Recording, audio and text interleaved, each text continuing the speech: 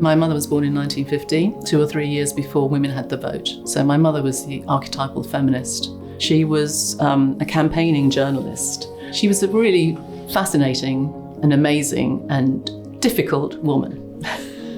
When my mother was in her late 70s, she started forgetting where she lived. She'd go out to the shops and then she couldn't find her way back. And at that point, my mother was living on her own, and it became progressively more obvious that she wasn't going to be able to manage at home. So we had to have Granny come and live with us.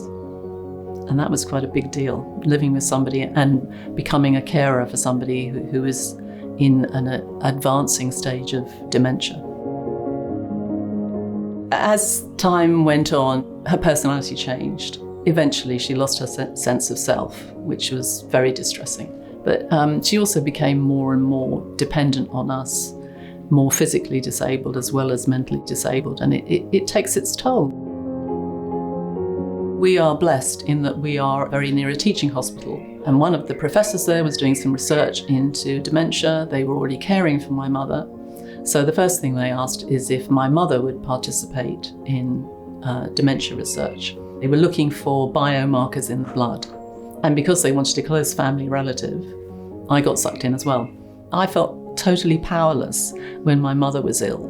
There wasn't any way of arresting the disease that she had, but I can help with being a participant in research.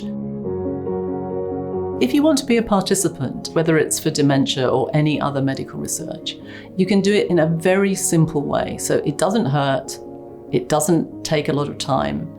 You can do something like a computer test at home once a month. I get an email saying, can you just click on this link, take this little test, and it's usually like a little bit of mental arithmetic, and then somebody crunches the numbers with that. That's all you do. That's a starting point for research, and it doesn't take much effort. Then if you want to go a stage further, you can start giving your time to a particular research project.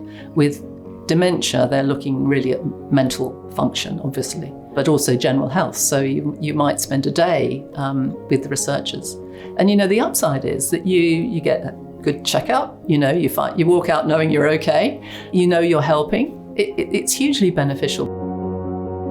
When you've lived with dementia, you wouldn't want anybody else to go through that. It's a very unpleasant disease, it's incurable, and anything we can do to either find a drug for treatment or, eventually a cure, that would just be amazing. So please do get involved with the research if you can and make a difference.